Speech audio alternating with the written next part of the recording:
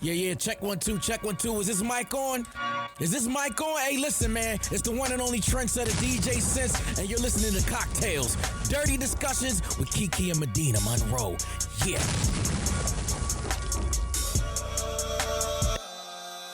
Today's cocktail is called the Reposado and Relax. Okay, the ingredients you need to make that: 2 ounces of tequila reposado, a half ounce of agave nectar, or a half a teaspoon if you prefer it to be less sweet. I'm gonna go ahead and do a fourth. 2 dashes of Angostura bitters, 1 dash of blood orange bitters, a small pinch of smoked sea salt, orange peel for garnish, and Luxardo cherry for garnish. That sounds so tasty and beautiful. So here's how you're gonna make it. You're gonna add your tequila, your agave, your bitters, and the tiny pinch of smoked salt to a mixing glass. Add the ice, stir for about 20-25 seconds until it's chilled and silky. Strain over a large ice cube in a rocks glass and express an orange peel over the drink. It's a lot of words. Add the cherry. And if you want to feel expensive and emotionally available, just go ahead and slurp that thing without a straw. Come on. That sounds tasty. And we're actually drinking it today. Mm-hmm. Oh. Welcome back to CockTales Dirty Discussions, you guys. I'm Kiki Said So. Hey, y'all. I'm Medina Monroe. And this week we are continuing our series talking to another man. But before we get into today's topics, I do want to remind you guys to make sure that you stay tuned to the very end of the episode where you'll hear the announcements. We do have a few things that we want to share with you. But first, welcome to the show, Brian. We have Brian McIntosh, aka BMAC. He is a producer and a host. He hosts a show on BT called For the Fellas that I really enjoy. And you know that's saying a lot because who wants to listen to a table full of men? It's usually not me, but I promise it's a good show. Welcome. Yo, that's love. I appreciate that. Amazing Yeah. intro. That's probably the best intro I've ever got. That was a good intro. That was good. You ate that. Thank But you, your show thank you. really is amazing. Thank you. I love the space that you're providing for an intelligent conversation for men to have, for them to be emotionally vulnerable. They're crying, y'all. Yeah, they actually open up. You know how sometimes we'll ask questions and it's like pulling teeth? That's not happening over there. So I think it's good that we see a man hosting a show like that and talking to other men and kind of like leading by example, how everybody's talking about you got to talk to your friends. You have to talk to other men in your life as a man to normalize some of the things that aren't so normal. And you're doing it. It's not Twitter topics. And I'm not gonna lie, B-Mac, watching you talk to your friends and the guests on the show, it makes me really, and this is hard to say this because I thought that I was doing this. Okay. But watching For the Fellas, it makes me want to listen better with like more of a better ear for how y'all talk. Like how you're getting men to open up. There's just a different way to do it. Like I don't think you're looking at like there's a strategy to this, but women just we get a little more emotional. Yeah, nah. You know what's funny? Like, it's actually more women that watch the show For the Fellas than guys. Because Like, we want to learn y'all. yeah, it's women that are interacting. They're in the comments. They're loving it. So that's funny that you bring that up. And I think to your point, I remember I was chatting with Pretty V, and she was like, yo, the show lets me get inside the mind of a man. And to your point, it helps you understand that way. And I think women are already more emotionally intelligent than we are, more emotionally mature. So I think this show, it helps black. I'm going to keep it a stack now. You know what I'm saying? So I think this show, bringing black men together, is to have the, more deeper conversations and surface level. Because a lot of times with our homeboys, y'all treat y'all friendships like sisterhood, like relationships. Yeah. Guys, especially in our 20s, like, yo, we keeping it surface level. We might check in like, yo, bro, you good? And that's it. But if you're going through something, like, guys, we're not having those in-depth conversations. We were just talking about whatever girls we trying to run behind, whatever the turn up is, it's very surface level. And I think it shows up in why a lot of men aren't really emotionally mature in their relationships when it comes to loving on their women, because they wasn't even raised in that environment. And even with their own friends in that brotherhood, they're not showcasing that to their friends and family. So how they gonna showcase that to a woman? Exactly. So I like the, you know what I'm saying? So I like the show as being able to just bring black men together and have these conversations to make it cool. Like, every time I think like younger people, they gotta understand that stuff is cool. Yeah. So this show makes it cool for black men to just be vulnerable and share what they're going through. You know what I mean? So, Yeah. You sound really passionate about it. So obviously you care. But what was the moment where you decided, okay, this needs to be a show, not just a thing that I do? Nah, for sure. So like, I think, when I had my son back in 2017, and had just left ESPN, went to BT at the time. And my son, his mom, his family live in North Carolina, where I'm from. And I'm living in New York, so I'm going back and forth, traveling. I'm also young in my career. I'm like 26, 27 at the time. So I'm trying to juggle like climbing the heights in my career while also being a dad. I lost my dad at 18.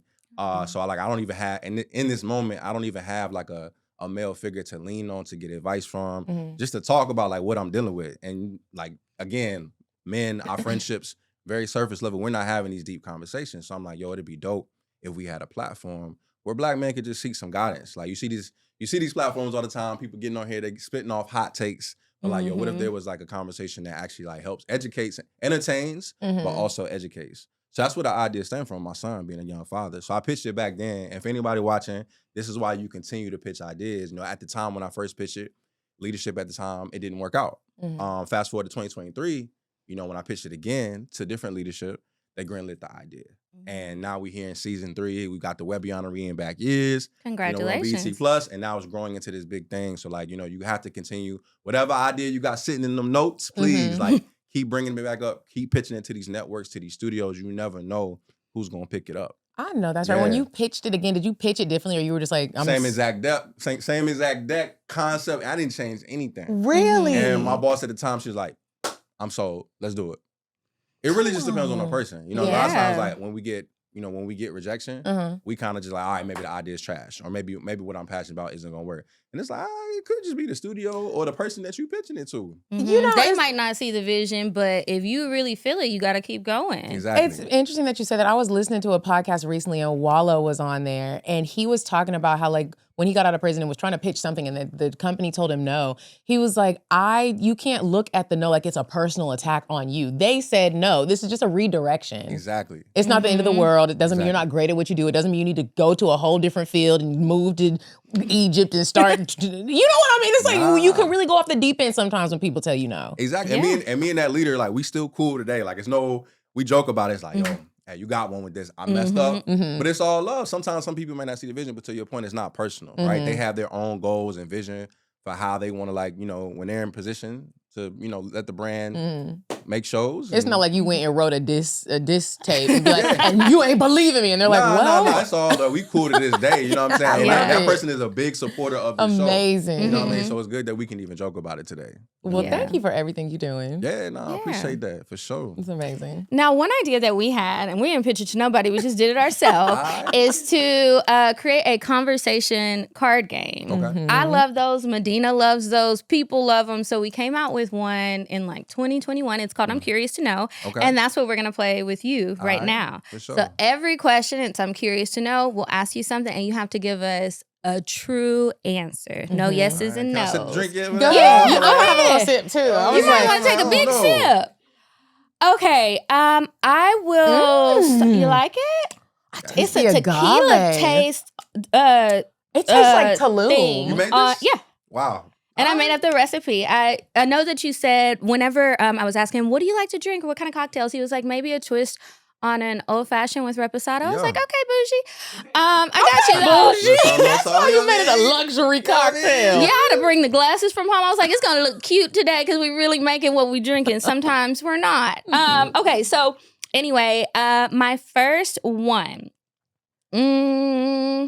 What piece of advice, this is an easy one. What piece of advice did your parents give you growing up that you didn't understand at the time, but you totally get it now?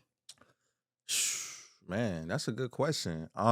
Piece of advice, right? Man, I would say probably the biggest thing is parenthood. My mom and dad, my dad had me at 60, my mom was 44. So I had older parents growing up. They was patient. You know what I'm saying? and they were very strict, you know what I'm saying? Very old school. I'm growing up in North Carolina, the traditional South. I was in the church on weekends. So I kind of felt like my parents were strict. You know, like I wasn't getting to like hang out and do a lot of partying and all that. Until I got to my senior year in high school, they wasn't letting me do none of that.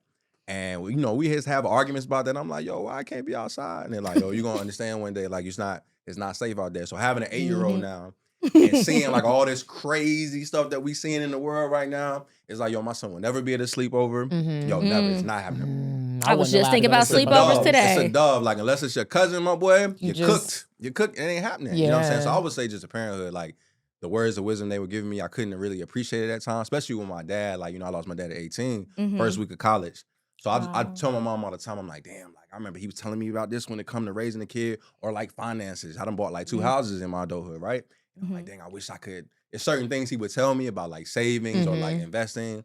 I'm in a good position. But I'm like, damn, I could have already been a millie right now. You know what I mean? Had I just listened to what he was putting down. But when you 16, man, you just trying to be outside, run behind girls. You're not really listening. So really just parenthood, and I would say like finances for real. Yeah, we don't be listening. Yo, you ain't trying to hear none of that. Talking about stocks and bonds. But I'm 16. I'm trying to get this lap dance in the party right now. Bro, what are you talking about? Like, at the skating rink, sneaking outfits in underneath their with sweatpants. boys, I remember being like, dang, I have the parents that aren't fun. And some of my friends had the fun parents. Yo. Well, We see the difference. You see the difference. You see the difference when you get to become adults. You see the difference in the parents were strict versus the ones who was always letting them do anything. Yeah, and that's real. Like, so I always I go back and I'm like, yo, I owe you 100 favors, mama. Like, you really helped shape me because I'm thinking she being mean and like it's crazy out here. Okay, I'm curious to know. Do you know your love language?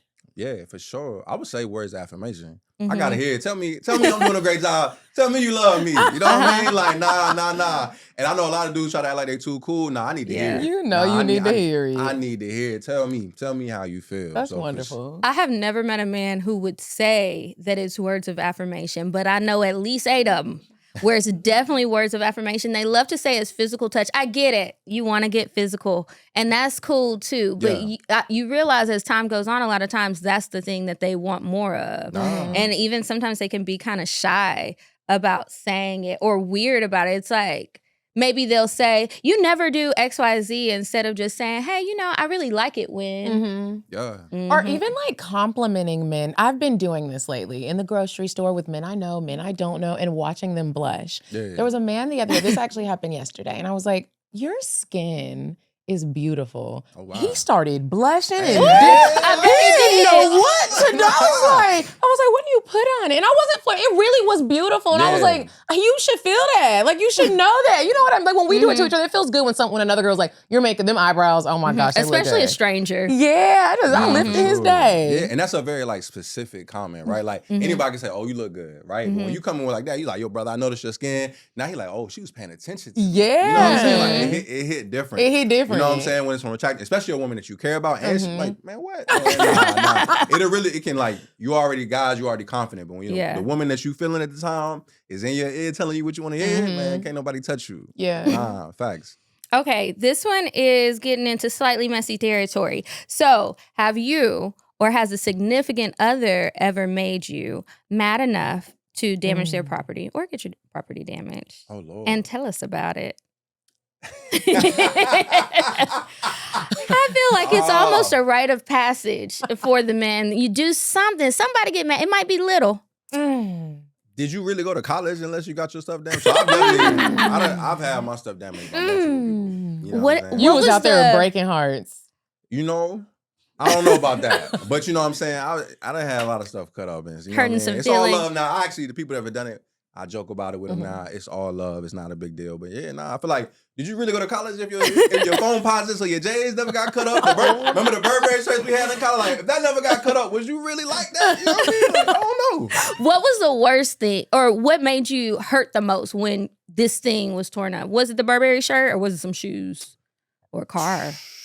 It was my Accurate TL. Them Accuras. It was an Accurate TL. I tore up an Accurate TL before. Accurate TL, well, it wasn't man. me. It was some friends. I was It just be them driving friends the that talk you getaway into it. Listen, car. Yeah. Yeah. I had a silver Accurate TL. Had the rims with the tint. And that thing was clean, man. I was feeling like Drake on So Far Gone. Like that was a joint, you know what I'm saying? Nah, I got the hood stomped in. Like did the A-Town stomp on my joint. A-Town stomp. Oh. You know what I'm saying? With some Timbs on. Oh. Yeah. Ooh, you made her It mad. was bad. I hope she healed. Okay, this is my last one. I'm curious to know, Brian, what do you consider wife-only or husband-only benefits? Only benefits. Only. Like, I'm saving this for my wife. Got you. Or I'm only going to do this as a husband. I'm only going to do this as a husband. Mm-hmm. I would say like probably, I think it's levels to it, right? Like pouring into somebody. So like, you know, for my wifey, my girlfriend, somebody I'm locked in with, yo, I'm like invested in like your family. I'm like spending time with your family. Whatever you're passionate about, like I'm pouring into that. Like if you wanna be a yoga instructor, I'm like in the crib with you. I bet let's go on ChatGPT. let's figure out a 90-day plan. Like I'm invested in your dreams and things. I think like when you just casually dating, you know what I'm saying? Still, it's all love. I'm down to help. But I think it's a level of the intensity in which I'm pouring into you. But like, that's my partner. It's like, yo, I'm literally like pouring into you. Like, I'm a lover boy. You know what I mean? So like, I was raised, I had both my parents were married. So I got to see my dad, like, buy my mom flowers, get her cars for Christmas. So like, that's how I am as a partner. So like, if we locked in like that, yo, it's like nothing I wouldn't do. Like, I'm literally pouring into whatever you believe in. You know what I'm saying? That's your dream. It's our dream together. You know what I'm saying? If you casually dating, that's a little too deep to be, because that's how your accurate TL get messed up. You know what I mean? Yeah, like, now we confused. Yep. And I thought you loved me and wanted to meet my family. You know, that's why y'all that you were just a babies. nice guy. You know, now you having babies. It could get deep. You know what I mean? When you playing that game. So I think, where I learned when I was younger, I didn't know the difference. So it's like, you know what I mean? We've been dating for like maybe a month. We done went on a couple of dates. You know what I'm saying? I'm doing flowers and college every day. We pulling up at your homegirl's crib. I'm kicking it with your friends. She's in It's love. getting deep. Yeah. Getting deep. Getting deep. And the whole time I'm thinking, all right, it's casually dating. So if you see me out in the club with somebody else, it's all love. And it's like, nah, bro, you have been out here putting on a facade of something that you was not willing to commit to. And it's like, now you tripping. Now it's like, oh, bro, she's crazy. It's like, bro, is she really crazy, or was you leading her on? And that's one thing I had to learn, like, growing up in my 20s. I think it's like, all right, bro, like, yeah, we went on a vacation together, and like, you know, I'm doing. We just friends though. Like, she know what it is. She don't know what it is. But if you see me, but when I get back and if you see me at Luna with another woman, like, it's all like, what you mean? Like, hey, like, bro, you can't do that. You know what I'm saying? But if dudes, sometimes it's not really clicking for us. Sometimes we think we could just do these things and then just flip the switch on somebody, and it's like, well, they gonna be all right. And it's like, nah, bro, you sitting up here, you doing all these things. A woman can't just flip her switch emotionally like that. Men can. You know what I mean? It's a gift and a curse with us. We are able to kind of flip that switch sometimes. And I think that's one thing I've learned is like, yo, like when it's levels to how you're like, you know, you're pouring into somebody. Because that shit can get, you really are, that's when you have the drama. We know. We absolutely know. Right, so And it hurts worse Yeah. when you don't really want something serious, but you have been doing everything. All of the evidence shows this is serious, and then you gaslight me by saying I'm crazy. And it's just like, well, am I crazy, or did you drive me to the crazy pit stop? 100%. Because that's what it'd be feeling like. And it's just like, well, let's just be accountable. I should have checked in more maybe, and you should have not done any of this. Because now I feel like I got to go see the lady. And sometimes you do gotta see the lady, because when I be talking to the lady, wow. Because it's funny, because now in my older years, I will say things like kind of what you're saying, but it's the flip side. It's the woman version. There's power in the pause for a woman. Yeah. Sometimes when the men are doing all this pouring, are doing all the things, and you know that this is not your man, sometimes you have to take the responsibility. And I'm learning this. I'm a lover girl. I wanted to get somebody a gift for Valentine's Day, and my therapist was like, calm down. And I was like, well, I don't want him to think that I don't care. And they're like, no, like calm down. There's a version of women where I just wish we knew how to, and it's a practice. You have to pause sometimes when the man is doing all the stuff. You don't go on all the trips. Yes, he invited you, and he's like, I want you to go. I can't go. Yeah. Even if you really do want to go to Tulum. And it's you gotta check yourself. I can't go because I know what this does to me. And you about to be my man. So no, I cannot go. Like, moving fast is like fun as hell. I'm not gonna lie. Moving it is fast. fun. I like a good roller coaster. Yo, hey, moving fast on a roller coaster, I'm not gonna lie, it's a good fucking time. Until it's not. It's a good fucking time, but it can end. You notice like the relationships you've seen or the situationships where it's like they was together on a weekend and now they locked in. 6 months later, they moving in. Yo, it's like they moving fast. It's a good time, but notice how they always spiral out. Those be the worst breakups. Yeah, Those they be the call worst it love breakups. addiction. You know what I'm saying? Those be the worst breakups when they was moving fast. 6 months now, you moving in or you over there every day. It's like, yo, just... It's an adrenaline rush, and it does what crack does. Exactly. And that's when you need to be like... You're getting them dopamine hits all the time. You're just feeling good, and it's fun, and the person's still smiling at you. Don't feel like they're annoyed by your presence, so it just feels good. To the point where if you don't get a hold on it and start doing like the self-work, men and women, if you don't get a hold on it, you'll almost think that if someone doesn't want to jump in your skin, we were kind of having this conversation the other day, you think something's wrong. Like, why you not calling me? Why you not on me? And it's like, he's just not that into you. Balanced person. Exactly. Maybe they're dating multiple people and they don't want to lead you on, so they're trying to go slow. But it's just like, well, after several train wrecks, I don't even know what I'm supposed to be doing. You know? And it feels like that sometimes. Not now. I remember, like earlier you were saying men can turn that switch off. I think I can.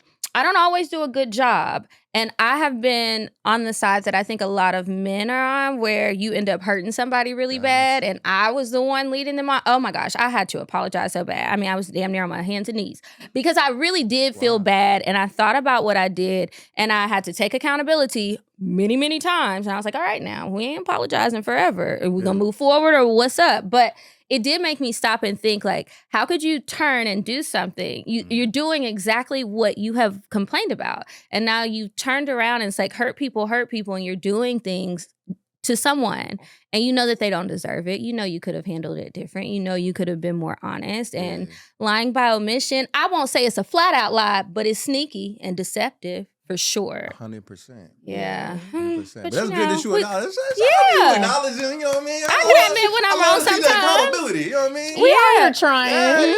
We want to be better every day. Okay, I had one more, but I'm actually going to save it because I'll tell you what the question is, and we'll just talk about it kind of in our weird sex segment. The question on the card is actually, what type of porn turns you on? But you don't have to tell us. He's like, whoa, we went from healing to... You get straight to it. Okay, y'all, let me tell you something I did not expect to become passionate about. My bed. I upgraded my whole sleep situation with Brooklyn bedding, and now I fully understand why people say good sleep changes your life. I have the Sedona Elite mattress with the Ascension Ultra Adjustable Power Base, and listen, this combo has turned my bedroom into a luxury sleep cave. The mattress is that perfect balance of supportive and soft, where you feel held but not swallowed, and the adjustable base? Being able to raise the head and feet is elite behavior. Reading in bed, watching TV, recovering from life, all of it just feels so much better. It even massages you. I also got the luxury cooling gel memory foam pillows and the deep pocket tensile sheets. As someone who sleeps hot, I have been knocked out and comfortable all night long ever since I've upgraded this whole sleep situation. Like, don't talk to me before coffee type of sleep. What I love is that Brooklyn Bedding handcrafts their mattresses in the U.S. right in Arizona. So you're getting real quality without those crazy luxury prices. Plus, they have a 120-night comfort trial, so you can actually try it in your own home and see what the hype is about. Just go to brooklynbedding.com and use our promo code CockTalesPod at checkout to get 30% off site-wide. This offer is not available anywhere else. That's brooklynbedding.com and promo code CockTalesPod for 30% off site-wide. Support our show and let them know we sent you after checkout. brooklynbedding.com, promo code CockTalesPod. And now we'll get back to the show. No. Okay, but this week's Weird Sex, you guys, is brought to you by our friends over at Erica Lust. So make sure you guys check out ericalust.com once you're finished with this episode. And we just wanted to give you a little reminder about some of the things that you can find there. You said a man is not a necessity, a man is a luxury. Like dessert. Yeah. A man is absolutely not a necessity. Did you mean that to sound mean and bitter? Oh, not at all.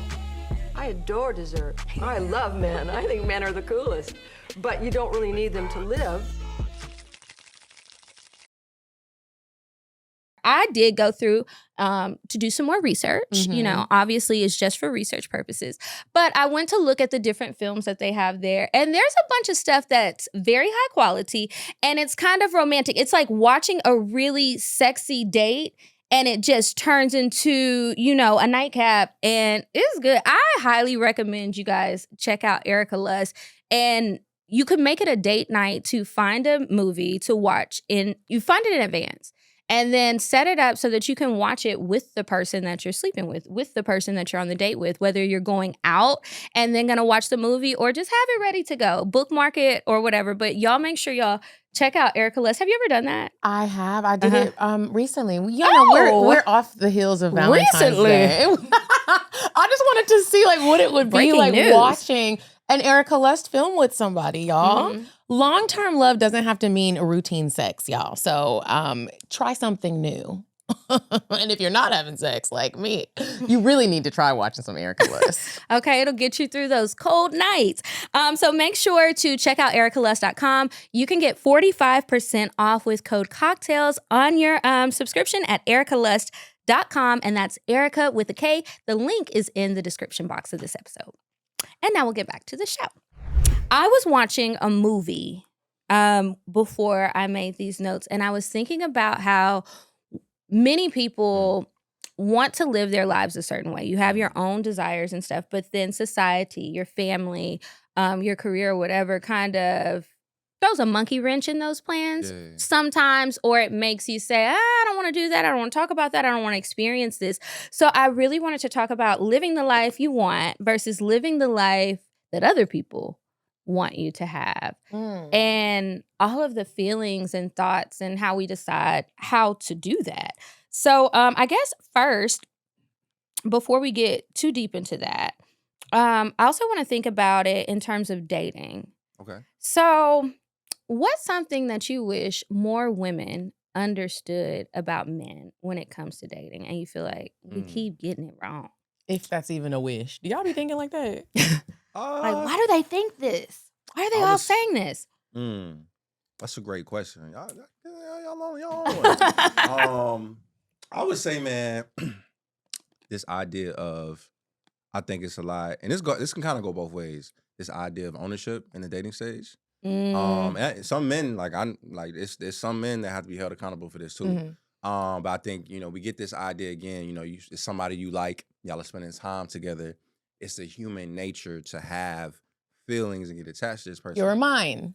Your minds, you know what I'm saying? It's like, yo, and that, again, I have to hold some guys accountable to this too. It's like, bro, but you don't own this person. You know what I mean? And this can go in marriages as well. Like, I'm for, like, when I get married, like my wife, like, my girlfriend now who I'm in a relationship with, like, I don't own her. Like, she's a grown woman. Like, if she want to go do something, like, she has that right to do. And I'm like, people having arguments about their spouse going out or their partner going out. And it's like, yo, like, bro, you don't own this person. Like, y'all can have a conversation about it. If that person still want to go out, that don't make them a bad partner. You know what I mean? Yeah. So I would say this idea of like ownership, I see that a lot in some of my dating experiences that I've had in the past, and my friends and people I'm seeing. I'm like, yo, like, I be having to tell people, I'm like, bro, you realize like you don't owe this person. Or my homegirls, I'm like, yo, you realize you don't own this man. Like, what do they say when you tell them that? That's a hard thing to hear, I think. Because if you say that to somebody who's not, it goes back to the self-worth. If you're not looking at it like that, because there have been several times I sit here right here in the seat and say things where it's like, you're acting like you own people. When you start reading about relationships and behavior, bro, if you don't check yourself, that's a confidence thing. That's a self-esteem thing.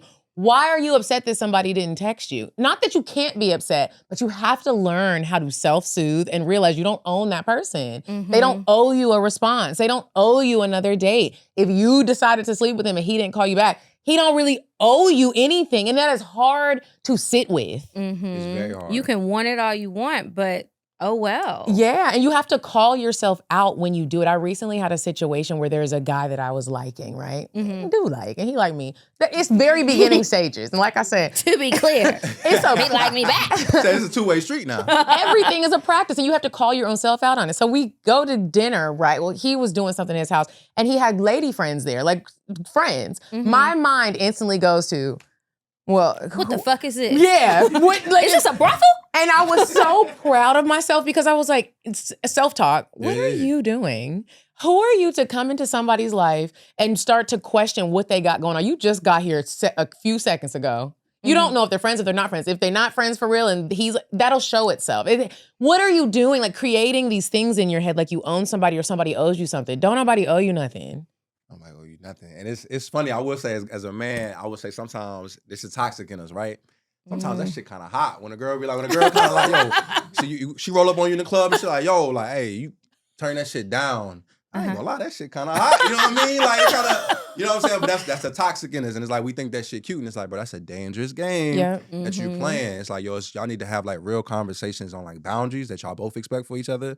Like you said, like, let's have the real conversations. Let's ask the real questions up front so we both can have an understanding. Especially in like Atlanta, it's a small place. Like, hey man, have them conversations so like you ain't out here looking crazy. So like, ain't nobody say nothing about you. You know what I'm saying? Because y'all are both two independent people. Whether y'all together or not, you're still your own individual person outside of this relationship. And that's okay to be that. A lot of times, like, we're judging people or we feel like they're, like, doing us wrong because they're choosing to do something for themselves. And it's like, yo, you can't control that. Right. And I truly think it's because we're not taught boundaries. We're just not taught them. You think that boundaries are for everyone else. Boundaries are for you so that you are not driving yourself crazy. Set them. Work on telling people no, even if you feel like, when I tell people no, I feel so bad. It doesn't feel good to do it. And you're going to feel wrong. You have to set boundaries or you just will stay in these toxic cycles of relationships, even in your friendships. Always doing stuff that you don't even really want to do. Now you're showing up and you're not your best self because you really don't want to be there when you could have said no and stayed your ass at home. Right. And I think we also have to ask ourselves, like, when you are upset that the person you're dating is out at a club or they're not texting you back, what is it about them being in the club that bothers you? What is it about them not texting you? Is it because you think that they're texting somebody and if they're not texting you, then it must be another woman? Or do you think that they're only in the club to meet women? And so you're upset because you feel like, well, this is my man, whether he is or isn't. This is mine. I own him and he shouldn't be out there. Nobody else needs to look at him unless I'm there. You got to ask yourself those things. Because a lot of times, I agree, I think it comes from a lot of insecurities and just not being open and talking to the person, because I also think you can talk to them about whatever it is that's bothering you. And depending on how comfortable you are, you can go deep and let them know like why this bothers you. Because sometimes like those are kind of obvious, but it could be something else small. I can't think of anything right now, but it could be something small where two people are just looking at the same situation, very different. And I have no idea why this would bother you. I don't know what it comes from. It's never been an issue before. And now you're expecting me to just know why you don't like it. No, talk to me about it. And then I can understand not only why this would bother you, but if a situation that is similar to the root of the issue ever pops up again, I know already. And we don't even have to have that talk because I respect you and I want to be respectful towards you. So I'm not going to do things that upset you if I understand. Most of the time. And that's why I feel like dating is easier and better in your 30s. Yes. Because you're a little bit more mature now. You're able to have conversations. Even as a man, it's like, okay, I'm able to receive something differently than I would in my 20s. Like, if you're mad about something I do, I'm like, oh, she tripping. Like, I'm about to just ignore her. And it's like, why? You know what I mean? Like, nah, she's expressing something that's bothering her. Like, I don't need to ignore her. Like, just ask her what it is. You know what I'm saying? But just because you always, a lot of times we're like in self-defense mode or we feel like somebody's attacking us and it's like, I ain't trying to hear that.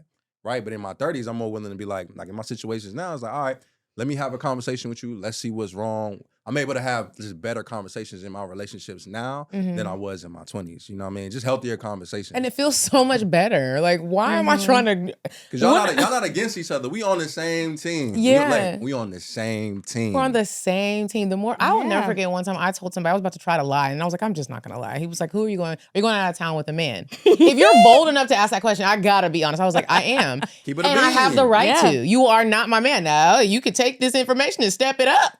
But I'm gonna be traveling with people. I have a bad habit of becoming too loyal for no reason. And my pastor had to tell me, why is you acting like people are your husband? I was like, you know what? You're right.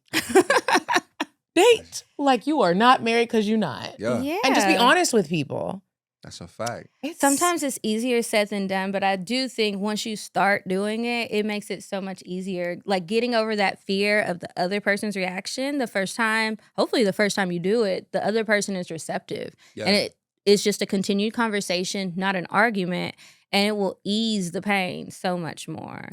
I think in my 20s, I found that I was constantly asking for advice from friends. Now I'll still talk to friends about stuff, but not nearly as much. I realized, why was I listening to you? This was dumb. Very, very dumb. I shouldn't have been listening to you. You didn't ask me any questions. You're going off of stuff that you probably saw on TV, in a movie, a reality show, something fake, not tangible, and you're trying to advise me on how to live my life, and you don't really know, just like I don't really know. Yo, not even that. It's like, you share this information with somebody, right? You know, you and your man going through something, you share this information with your homegirl. All right, well, on next week, on Tuesday, you're going to be ready to move on, and you and your man back on good terms. Your friend didn't forget what he did, though, that pissed you off. She's never going to let that go. You love him, so it's easy for you to just move on from that. But that friend, nah, she about to side-eye him every time. And it begins over time to cause a rift in a relationship because your friends and family are invested in you. You know, they say they love your partner, but they really invested in you, right? So when they see you unhappy and you're constantly sharing your business and things like that, now it's like when things are good, they're not, they're kind of like, is it really good? Right. So I think in my 30s, that's when, even if it's dudes, like I feel like, when me and my girl arguing, it's like, all right, I'm going to tell my homeboy what's going on. It's like, for what? Like, at this age, you really, I'm 34 now. Like, you should be able to, like, disagree with your partner and be able to fix it amongst yourselves without having to call your homeboy and be like, bro, she just did this. Or vice versa, calling your sister, your homegirl is like, yo, he did this. Like, you should be able to do that. And if it's not, that's actually a problem at this age of the game. Like, now, obviously, sometimes it's cool to seek advice, especially for, like, serious things. But just simple shit. Like, you know, sometimes y'all just arguing about nothing. Yeah. Like, why every time y'all have a disagreement, you got to go talk to somebody, like, bring you back to earth? You should be able to. Because that's your trauma talking. And I say this all the time. There's a book that I read. Y'all, this is not an ad and it never was. It's called Fight Right. And it's 2 therapists that wrote this book. If you're in a relationship or you're even dating or you're thinking about it at all, if you don't read that book, you won't know that when you're fighting right, it's actually opening up doors for a new level of intimacy. This doesn't have to be, if everything is a breakup, your trauma is talking. You don't know how to communicate. And it's okay. I'm not saying it like, you are, but I have been that person. It's a practice. It is a constant practice. You have to read about relationships. Y'all got to be doing some reading. I'm going to say that every episode. Read a book. Yeah, and then it's like, why are you seeking validation from all of these other people? Because even if all your friends, all your family validates you, you want this relationship with a person that's not your friend or your family. It's a whole nother person. And if they don't see it how you see it, you still at square one. You still have to figure out what to do. So you've talked to everybody else about it. They don't know the ins and outs of everything. So just dial it back and talk to the person that you're with. I have found that any issue that was brought to me, when it went through a circle of people first, it made it so much more dramatic than it was when you just came to me directly. I could answer you directly. We talk about it, and then that's it. And it doesn't have to be like this ongoing thing lasting forever. Dang. Y'all, good luck. I also wanted to know, I know that you said that your parents showed you a great example of like how to love and how to date. For sure. When did you first learn how to be a man? And what was the lesson? Yeah. When did I first learn? I think I just learned it every day seeing my dad. My dad was somebody, a very man's man. Like, he's like changing tires. He's like out in the yard, cutting grass, cutting trees down. He would have me out there like 10, helping him do stuff. Just a very manly man. You know what I mean? So to see that every day, but then also showed up as a husband as well. He took care of my mom. My mom worked. She was a dentist, but she lived a comfortable life. My dad paid the majority of the bills. He's taking care of the household. He's working. He was actually retired when I was like in my middle school to high school years.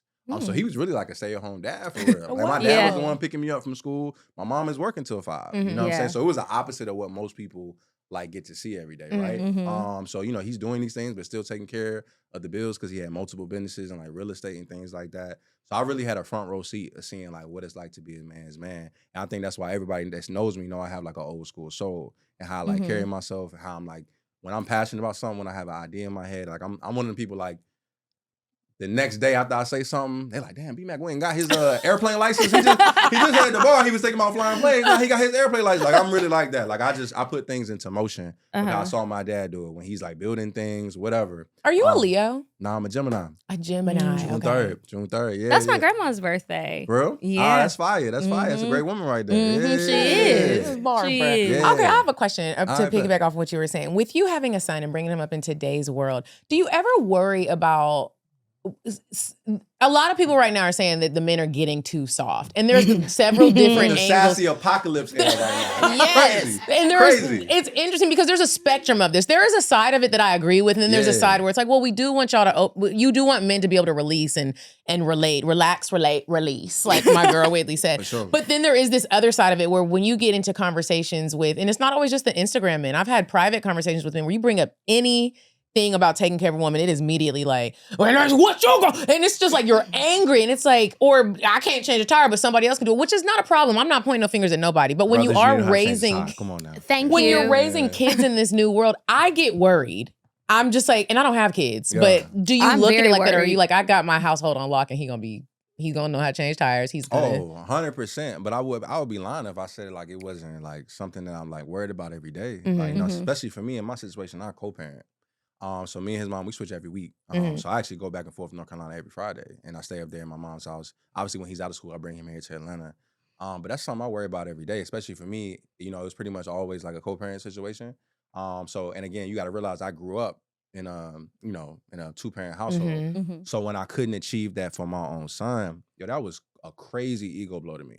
You know what I mean? Like, I have this successful show. I've done all these things. I done traveled the world. You know, I can buy houses and stuff, but I couldn't provide a family unit for my child. That was a big blow as a man to me. I just kind of felt like a failure all the time. You know what I mean? So you worry about not being there and like, is he still gonna grow up and be the, you know, the masculine man that I want him to be if I'm not there like that? You know what I mean? Because in the beginning, I was living in New York. I wasn't able, now I'm in a position where I'm able to be there present and we have a, you know, 50-50 schedule.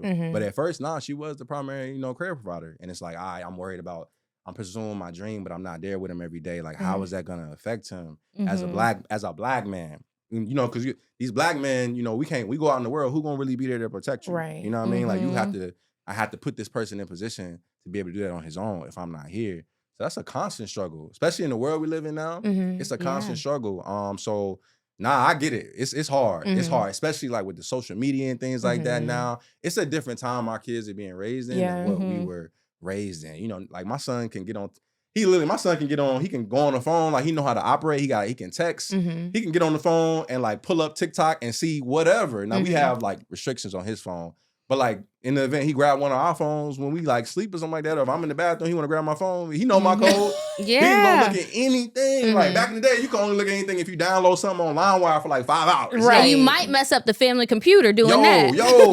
Now these 8-year-olds can just pull up something crazy instantly on the phone. So imagine like the effects that has on a child at that young to be exposed to that much information at a young age. Imagine how that's gonna affect them over time. Man, that shit is hard. You know what I'm saying? So that's why I be telling people, like, man, having a kid today, especially in the world we live in, is even harder. And I think that's even more apparent. Like, I be telling my friends, I'm like, listen, bro, don't have a kid unless y'all like are really locked in. Y'all on the same page. This whole this was a vibe. We went on a trip together, and then now we having this baby, and we just gonna keep it. That is fine. Respect if y'all are doing that. Right. But y'all need to be on the same page. This idea that, all right, well, we don't really know each other like that, but it was a vibe, and we gonna keep this. And it's like, yo, do you really know this person that you about to walk into this life sentence with? Do you really know that person? This is a life sentence, parenthood. Like, It's you know a what I'm life saying? sentence. You know what I'm saying? Unless you're gonna be like a deadbeat, this is a life. You're gonna always have to deal with this person. Are you ready for that? Because a lot of times, like, oh well, you know, we arguing. I don't want to talk to this person. Yo, you don't have. That's not an option to like get mad at your baby daddy or your baby mama and be like, I ain't gonna talk to them. Or you have to. You have to, or this child gonna suffer. And nobody's really taking that into consideration when we in the funk having a good time. Nobody's thinking about, yo, it's a child that's gonna depend on the both of us to know how to fucking act. You know what I mean? Like, that is a big responsibility. And, you know, like, I think men, too, we got to take that responsibility harder, too. It's like, bro, you got to be there. Like, you got to take it seriously, bro. It's a young child that's going to be there lost in the mix if you not there. You know what I mean? So that shit's hard. I appreciate you so much for, like, being so truthful about, first of all, the emotions that come with them. Naturally, the woman does get the baby if y'all aren't together. And you don't really can think about, if you don't have a brother who has gone through this, or you don't really think about what the man is emotionally going through, especially if they don't say anything. It's just like, because I know there have been several times where kids aren't even involved or a breakup happens and the man is sad, but it's like, do you care? And you explaining like those emotions of not being, wondering what this is going to be like, or not trying to get, and people be trying. Life is expensive. You were probably in your 20s, you still trying to live that's a lot to just look at it from a man's perspective 100%. And be like, don't intentionally try to make it hard for, not that your situation was this, but don't intentionally be trying to make it hard for the person to see their kid, because it is for both of y'all. Two parents need to see the child. Even if y'all can't get it together, you're not gonna be in the household. What can we do to try to make this work? And people don't talk about that enough. It's just like, well, she did this and he did this. It's like, yeah, but the baby is here. Yeah. So what we doing? And if you don't have time, if your physical location is a boundary that is hard for you to get over, or nearly impossible sometimes because you both have to work and you both have your own lives. Okay, so what can you do to supplement? Right. Because if somebody has more time, then what are you going to do? And then what are you going to do when you do have time? Are you making sure that you have time? I think about that a lot, and I ask a lot of men, whether I'm dating them, my brother, other men I know, it's just like, you got these babies on the way, or you've already had a kid. Before you had the kid, did you talk about anything about raising kids? Even if y'all weren't going to do it together, and maybe it's not a planned kid, but it's like, have you ever gotten inside of their head to see, how do you look at raising kids? How do you think the responsibilities should be split? Would it ever be a problem if I had primary custody as the father? because sometimes I've heard people say like, oh, well, when my son gets older, I'll take him because he needs to know how to be a man and a woman can't do that. But did you talk to her about that? Because if this is her baby and she's had him all this time, these are conversations that you have to have, not with your friends or with me, with the woman who is the mother of your child. Yeah. Did you, before you had your son, did y'all have any of those talks, or did you have any idea, or was it like you got to learn as you go? Yeah, nah. I think we wasn't really having those conversations beforehand, right? And so for us, it was very hard. We had to like learn on the go, on our feet. You know what I'm saying? And it was long distance as well. I was all the way in Connecticut. So it's like, we just trying to figure it out as we go. And I was like, we're in a great space now. But it was hard at first trying to figure it out, and rightfully so. She was dealing with a lot, being a single mother back home in North Carolina by herself. I mean, she had a mom and family there, and I'm all the way in Connecticut. And so it's like each parent has like their gripes and their resentment, right? This person is feeling like, well, I'm here doing this by myself, and then the other person may be feeling, well, look, you knew I was here, and now it's like I'm just trying to do the best I can, right? And it's like nobody's really wrong, right? Nobody's really wrong, right? Everybody has valid points in how they feel, and I think you have to get to a point where like each of you is like, all right, bro, let me just have whatever gripes I got, from back in the day or how I feel things played out. Is it really that deep? Like, like there's somebody that, again, y'all are business partners, y'all, because being a co-parent, that's a business partner. So it's like, all right. Yeah, you did something that rubbed me the wrong way, but is it really that deep where it has to come at the expense of your child, where you have to like, act out and now y'all arguing and now y'all arguing in front of the kid, or now y'all doing something spiteful to each other that impacts the other parent when it comes to what they're doing with the child? It's like, is it really that important? Like, this ain't just your op that you're dealing with at the club. Right. It's just somebody that you're like raising a child with. So it's a lot that goes into it, man. I think for me, even as a man, like, I spoke about some of the childish relations with it, but I think even now, like, in my current situation, I think there, I've had moments where it's like, because now you're trying to, now for me, it's like, all right, in the event, I still want to be married, still want to have more kids, right? And it's like, all right, but I think even as a man, I'm not scared to admit, it's like, all right, will a woman be okay with that? You know how like women say like, oh, well, you're a single mom, and it's like, can you find a man? I ain't gonna lie, even as a man though, keep it a stack.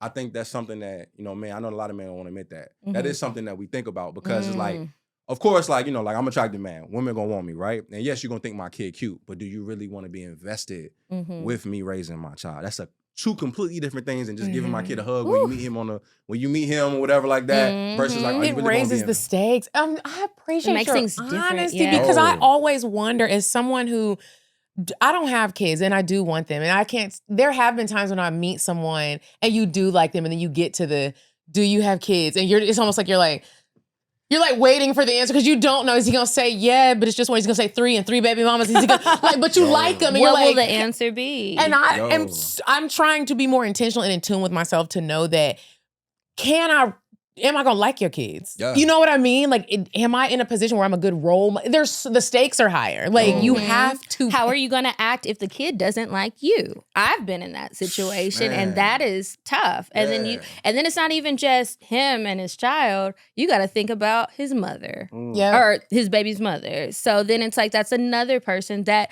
you have to accept. If you're looking at this long term, this person will be in both of our lives forever, and the child. It's a big deal. And their family. So it's like, I don't think that that's something that should be taken lightly. And I know, like, when I have dated men with kids, I pay attention. How often do you actually spend time with the kids? When I'm talking to you about your kids, do you actually know anything about them? Or are you just saying stuff that is pretty generic? So it's like, do you talk to your kid? Do you check in? Do you know what's going on at school? Do you know anything about what they're learning? Or you just sit the baby in front of a video game? Friends, or they just sitting on the iPad. Yeah. It's a very, even from before the baby is thought about, because you might go to South Beach and, be doing life stuff happens. and life happens, and you ain't go to that clinic. Every part of dating is so serious, and it's crazy that we don't look at it like that when we're young. It just feels fun, like, and it'll work itself out. Fun, but it's also like when people tell me you go too deep too soon, it's like, do you know that what could happen from this? Yeah. Like, I know you're gonna like me, and I'm likely gonna like you. We know what happens. We have too many examples of what happens when this happens and it goes wrong, or we don't get it's too many examples. We got to go deep. Yeah, nah. And I've only brought my son around one woman. Like as far as like bringing him around consistently. Obviously, he's gonna meet people out and about. If I bring him to the game, he's gonna meet somebody, right? Yeah. But like, you know, as far as like my current situation, you know, they have met each other multiple times. And I think for me, you know, as a parent, you're very like, what's the word I'm looking for? You're very protective over your child, and you're very scared of rejection. Even as a man, you can say that when it comes to like, is somebody gonna accept me with my child? And you know, as things were getting deeper, I remember it was a time where, you know, we're spending time in the same house together. He's coming around, they're both around each other, they're getting along. And for me, I'm a man. It's like, yo, I don't gotta run stuff by. You know, I'm very much like, I ain't gotta run nothing by his mom. Like, I'm gonna do what I want to do. And she has the green light to. I give her the same respect. Like, yo, you don't really gotta.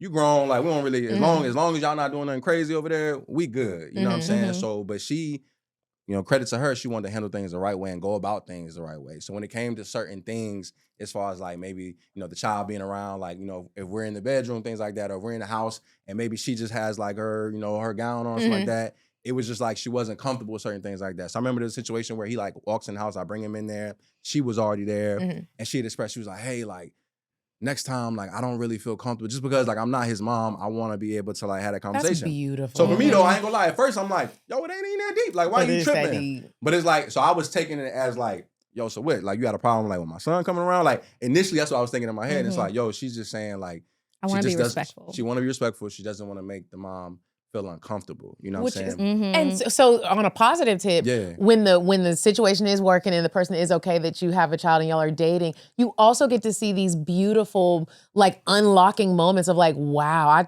this is a good person. Somebody who considers your child and how this could affect them, as opposed to they're just like, and my butt is out. Whatever. What? Yeah, well, she had like a red. Like my mama wear a gown. I'm like, yo, my mama see him in a gown. I mean, but the fact that she cares, that's beautiful. And she thought about it. Exactly. You know what I'm saying? So, but in the heat of the moment, I'm like, yo, like, it's not that deep. Like, you know what I'm saying? But she's trying to go about things the right way. But a lot of times as parents, you can get like, you can feel like, all right, are you saying like you're not comfortable with the child coming around? We immediately like go into a state of like self-defense. It's like, it wasn't even like that. You know what I'm saying? Like, so take a deep breath, just take calm a deep down. breath. Just take a deep breath. Everything's not like an attack or like they're not comfortable. Sometimes people just want to go about things the right way, or they have a certain way that they want to handle things. And you know what I'm saying? She's growing up with both parents in the household as well. So it's like coming from that, it's just certain boundaries you just don't want to cross. So it's just, but again, I think it's the delivery. That could have been an argument, and I could have took it at like, oh, what you saying? Like, you want to be around? But that actually was a beautiful conversation. We were able to get through it without like it becoming like a weird thing or like a dent in our relationship. That goes to show like how much healing y'all have done. You know what I'm saying? And how mature you are to not have to take it to 100 off of a simple request that was rooted in respect. You know? You feel me? Before we wrap up talking about fatherhood, I did want to ask you, what's something that if your son doesn't remember anything else that you teach him growing up that you want to make sure he remembers? I'm going to say... Or maybe you haven't taught him yet, but you plan to. No. I tell him all the time when it comes to anything is possible. Like, I think a lot of times for my son, he's 8 years old, he's experienced a life. So I try to like give him the most... You know, I bring him on set. He's been on BET set multiple times. He done been like he's been on trips. I take him everywhere. You know what I'm saying? Because I think kids need to see it. So like for me, my mom was super successful. My dad was super successful. So like going to college and like trying to like do these things that I'm doing now, I always had that vision as like you know some people like, oh, I never thought. No, I kind of always. Because bro, I was uplifted and raised, and it was manifested in me that I could do these things when I had a passion for something. When I remember I was trying to play a violin at one time. My mama took me to go spend $500 for violin lessons. Like anything I had a passion in, my parents poured into that. That's beautiful. So it was all anything I had an idea on, it never felt too far off because my parents literally told me I could do everything. So I do that same thing with my child. I want him to know like, yo, anything you want to do, like it's possible. You want to be an actor? Cool. I took him to Tyler Perry Studios over the summer. They gave him a whole tour. Oh, I know he was happy. He got to meet some of the actors. Like he got to meet young Dylan. You know what I'm saying? He lit. That's a life-changing experience, right? That most kids don't get to experience. He's gonna always remember that, and so he's gonna think anything is possible. Now he got a little camera for Christmas. Now he's doing his own little content for YouTube. Like you know, at a young age, it's instilled in him. Like if you really look at like a lot of the like people that have reached amazing heights, you know what I'm saying? Now, obviously, you have people that had just defied the odds, right? So a lot of them, that shit was instilled in them, dog. Like, this ain't nothing new. Like, Obama was, like, he was mad smart as a kid. He went to the most high Ivy League school. Like, his parents poured into him. Even though he may have came from like Chicago and things like that, it was still poured into him that all this stuff was possible. Yeah. You know what I'm saying? Yep, it's important. It's so important. It's really disheartening. I used to volunteer at the Nicholas House. It's a transitional housing facility here in Atlanta. And I'll never forget the first time I had to tutor the junior high and high school students. These girls were arguing. One girl had a really beautiful singing voice, and she was always singing. It did get on my nerves sometimes. It's like, y'all supposed to be doing your schoolwork, and you in here singing Fantasia, and like, now is not the time. But I remember hearing another kid tell her to shut up because she was never going to be a singer, so it didn't matter how good she sounded. She was in a homeless shelter, and so she needed to get over it and be in touch with reality. And so I had to have a talk with her separately because I'm like, first of all, why would you tell another person that? Your limited view because of your circumstances for your life is on you. Don't put that on somebody else. If she has these dreams of these things, she should continue with them. Everybody doesn't have people to pour into them, but you definitely don't need extra people being naysayers to your own dreams. And it's really sad, like meeting people and hearing that nobody's very supportive of the things that they want to do, or they just never thought somebody like them, whatever that may mean for them, could do the things that they want to do. And it's like, yes, you can. Anything is possible. Right. Was there ever anything that you wanted to try that your parents got you involved in, but then it was like, I don't want to do this no more, and they made you finish out like a semester, a season, or anything like that? 100%. Was that hard? That violin. I remember that violin. I saw something. I don't know where. I think I saw something on TV, like a commercial, and there was a black person playing the violin. I was like, I want to play the violin. Yeah. So my mom went and bought a violin, and she got lessons. And then like in 2 lessons in, I'm like, yeah, I don't want to do this no more. Especially I was in middle school, no kids just playing the violin. My mom was like, nah, you about to play violin. I played violin for like 2 years in middle school, 6th, 7th grade. I was in the jazz band playing. Like she made me finish it through. But I think again, that also helped me when it comes to like finishing tasks. Yo, it was literally nothing I could start that I couldn't finish. If you want to play the violin, then you're gonna do it for years. You're gonna be great at it. You're not just gonna quit just because you don't want to do it. Like you're gonna see this through. That kind of like, as you get older, you think back to like when you're a childhood, and it's like, damn. As an adult, it's like if I have an idea, if I have a task, I see it through. You notice the people that like always quit when things get too hard. Yo, they probably was like that in high school, middle school. Every time they wanted to change their mind on whatever their career path was or whatever, or if something got too hard, they quit this sport. Like, nah. Or you just don't think you can do it. It's a practice. And their parents would just let them, okay, well, you don't have to do it. It's all cool. And as adults, they still quitting. They're not seeing it through. That's instilled in you. Like it comes with how you're raised. I was listening to a Sarah Jakes Roberts sermon a few days ago, actually, and she was talking about how like the closer you get to God, the more you strengthen your see it through abilities. Like, and I felt that so deep because it's like I'd be having a hard time seeing it through. And my mom let me quit ballet when I was a little kid, and she should have made me stay in it. Yeah. But the see it through, if you are someone you're out there struggling with the see it through, get closer to God, and you got something else to lean on, and not just your own strength. I wanted to ask you this, and then we can move on to advice. I had another question too. Oh, you did? Okay, you're such a great guest. Oh, thank you. Somebody asked me this recently in my Love Girl group chat, and she was saying, how does vulnerability make you feel? Like, what do you feel when you're being vulnerable? And I was like, well, go deeper for me. Like, are you saying like like an action of being vulnerable? Because sometimes people don't really talk about the action. They're just like, I don't know how to be vulnerable. But there's different levels to being vulnerable. So I gave her 3 things that make me feel the act of the residue of being vulnerable. And so I was like, I'm going to ask the next man I talk to this, and you happen to be him. Okay. When you are being vulnerable, what is a vulnerable act for you? And what does it make you feel like? Because when I'm vulnerable, it doesn't necessarily give me this good feeling. I understand you need to do it. I don't like having people at my house. I don't. That's if I let you in my house, that's me being vulnerable. I feel exposed. Really? That's and there's different levels of vulnerability for me. So many different versions of it, but I realize most of it doesn't make me feel good. Yeah. It's a very uncomfortable feeling for me. I feel nervous. I get hot, but I know it's necessary. And I just like face the fear. So what is that for you? Yeah. A vulnerable act, and what does it make you feel like? For sure. That's a great question. I gotta think on that for a second. You know what? Like, even though I know it don't seem like it because I'm comfortable. But I would say like having to. I think we were having this conversation when we had that Zoom, right? You gotta realize I come from behind the scenes as a producer, and now I'm in a space where like I'm transitioning, right? And you're having to put yourself out there more, which I'm naturally comfortable with. But I think I'm struggling with in the workspace. Some of that stuff I feel like is performative, especially in the world we live in with social media. So it's like now I feel like I'm like, a lot of times I feel like I'm like forcing like a post out of myself because that's what I'm supposed to do because I need to get more followers. And because I get more followers, that means I'm like more successful, whatever like that. And it's like, all right, bro, like, am I really doing this because like this was something I would really post, or am I just doing this because I needed to get a post out this week and I was supposed to hit a number of posts like this week? And I'm kind of like, that's what I'm battling with right now. I went on this Disney trip. What trip? Disney cruise. Oh, a Disney cruise. How was it? Yo, it was amazing. First of all, shout out to Disney. I want to go. They flew your They boy sent out. you, yes, good. I'm glad you got your cruise. You know what I'm saying? They flew your boy out. All this must pay a great experience. But I think it was an eye opener into like the new world that we're living in now. And I remember like I saw a lot of black influencers there, a lot of dope black influencers. And I remember like a lot of the husbands like, or kind of like the cameraman, the designated cameraman. So I'm at the bar kicking with him. We just chopping it up. And like one guy's at the bar. We having like a real deep conversation. He's talking about his kids like that.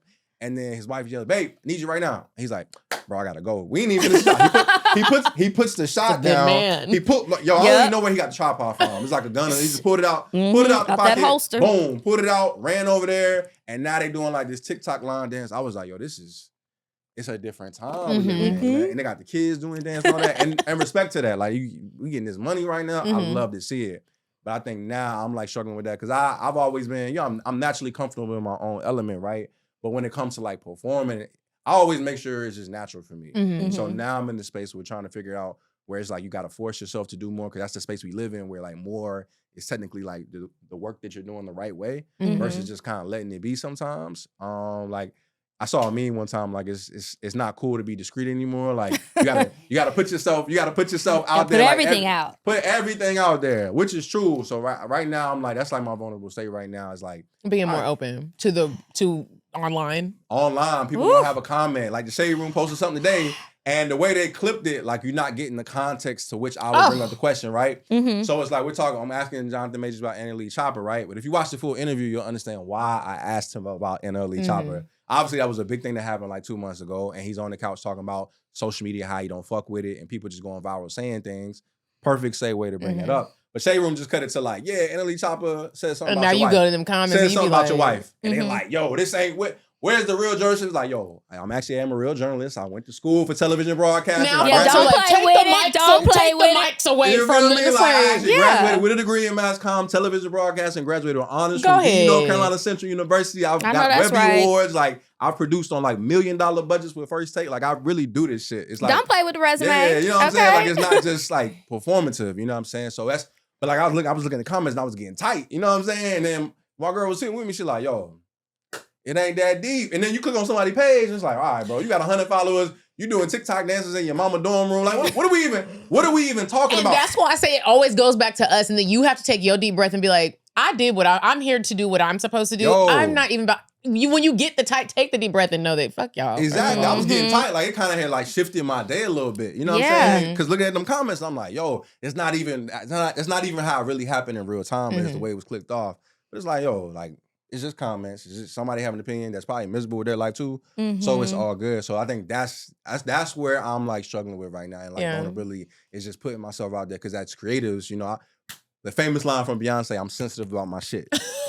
Yo, as creatives, you're going to be sensitive about your shit. You know, this is an idea, this is a passion project that you put out. You want it to be received well. So when somebody doesn't agree with how you put it out, man, that could hurt. You could feel a way about that. You could feel slighted. So, man, I'm definitely struggling with that as a man right now. It's like, yo, it's a different space I'm in. I've always been on the other side of it, so I never really had to deal with it, right? You know what I'm saying? But now I'm like on the front lines, I'm getting the flowers when it's good, but I'm getting the bullets when it may not be so good, right? And luckily I've been in a place where it's been nothing but flowers so far. And I think now I'm starting to experience what it can be like on the other. And the reality is if you do this shit long enough, you're gonna be on the other side sometimes. And it's all about how you choose to handle it. Because I done definitely cussed out a few people before, and not a proud moment, but sometimes I just felt like I need to check this person. They went too far, but it's like I need to have better control. The internet, log off. I don't have to say anything to them. I can block them and go on about my day, and they can make another profile to say mean things and not get a response. You know.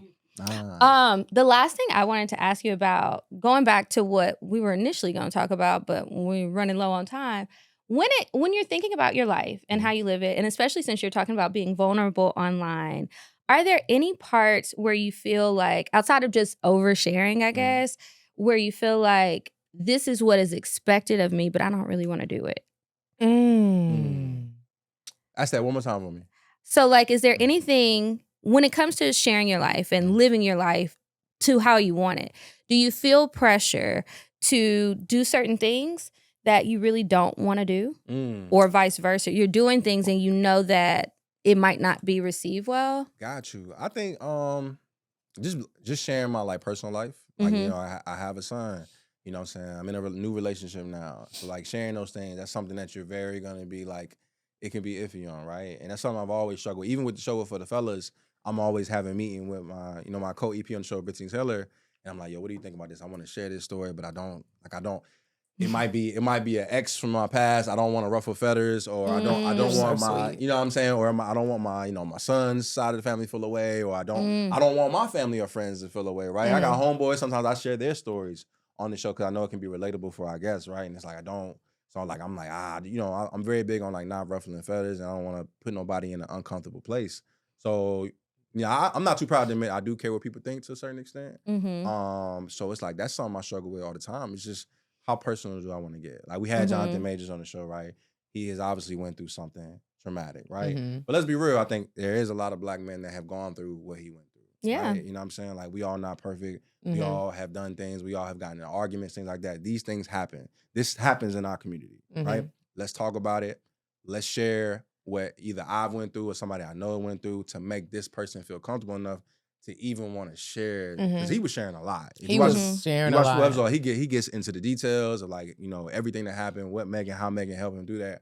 He's not gonna feel comfortable if I just ask him straight up, so how has Megan helped you, right? He's open, like you see it in the clip like that. But you watch the full episode, like I'm like opening myself up, sharing what I've gone through, like in co-parenting, or what one of my homeboys is going through in his ex situation. Like I'm opening the floor to let him know, like I'm taking the mask off too, bro. So we're in this together. So this is not, like I'm not setting you up to like be canceled. Like no, I'm writing it with you. It's right? disarming. It's like, that's how you disarm somebody for the good. Like that's the only way somebody can even almost hear you. Like let me take this hat off, take these tracks out, and let you know a little something about my story. So you know that 100%. people love to look at you, but when you look good and you probably ain't been through nothing, let me tell you real quick. Though. I actually made some of the same mistakes that we sat here and said don't make. And that's why I'm telling you, don't do it, because I lived through it, and I don't want nobody else to go through that. You know what I mean? So it can get tough because it's like, dang, I don't want to ruffle nobody's feathers, or whoever you're dating at the moment. You don't want to put too much of yourself, your personal life, what you're doing now out there. You don't want that person to be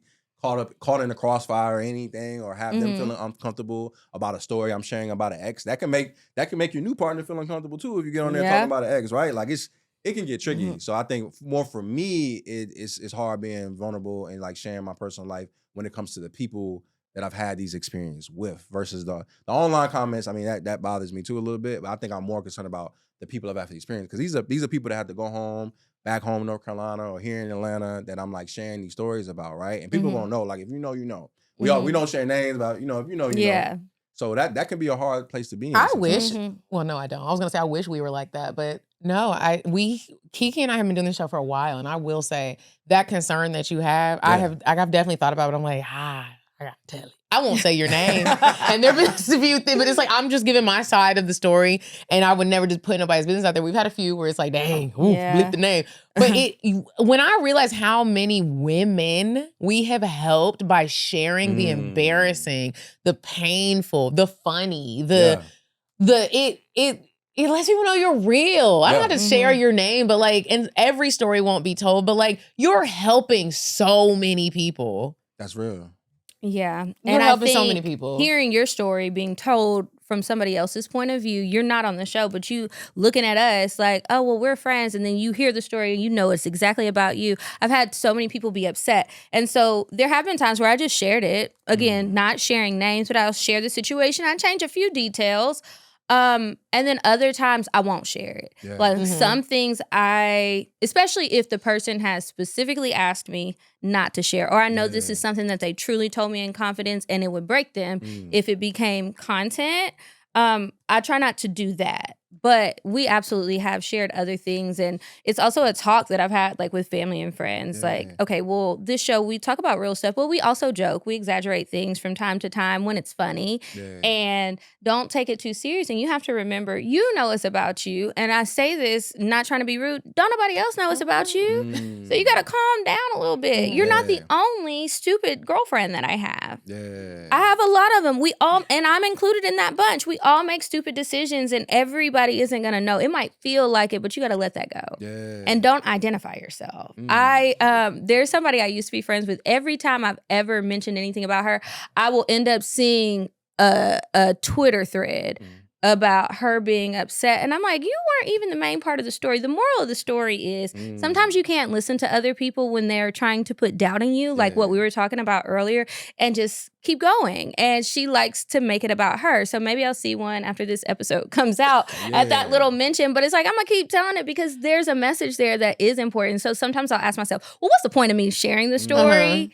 And if I got a point, then okay. If I don't have a point and I'm just sharing, no. I can do that with my own shit. So let me ask you this. How do you handle it when your friends or loved ones, past partners, express they're upset about this? I remember I brought up a conversation I had with my mom on the show. And, you know, my mom, my grandma always made it seem like her dad like passed away when she was like a baby or something like that. But then as I got older, my uncle was like, yeah, that's not really true. Right? You know what I'm saying? So it's like this whole life, I just thought I never had this grandpa. He just died. When really, we don't know what happened because like my grandma's passed away. She took that to the grave. And I brought it up as an example of how black people, we have this trauma and we just, our aunts, our grandmas, just like us, we're like internalizing that stuff and we're like putting it in the back of our mind and acting like it never happened, right? But that affects you in everyday life, right? Yeah. So I remember I'm at the crib, my mom has an episode planned and that comes on. She's like washing the dishes. So I'm like working on the computer at her house. I'm with my son that day. And I'm like, all right, I wonder if she's gonna say something.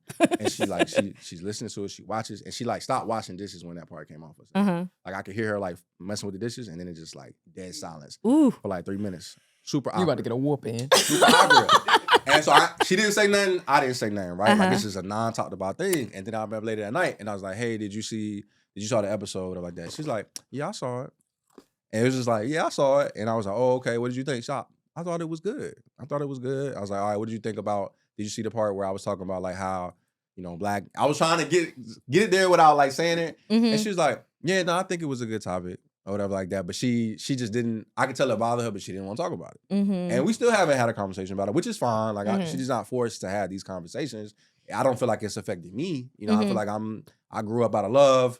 I love my son, you know what I'm saying? But I'm pretty sure it's impacted her, but she didn't want to talk about it. So I'm curious, like, when you're sharing these personal stories with your personal people and they express their upset, like, what does that conversation look like? Usually it's not a conversation. Usually they tell me that they saw the show or they saw a clip or heard it or whatever, and they are upset. And I'm like, okay, I have to go back and say, well, did I tell the truth or is this an exaggerated story? And if it's the truth, I'm like, well, I'm sorry, but this is my feelings about this and I'm in this story. This is a part of my life too. I had a similar situation where I had family who was trying to sweep a secret under the rug and I found out about it. And so I talked about it and just how it changed, and it was happening, like, I don't think it happened when the show was on, but it was maybe a year or two before, and something came up and made me think about it.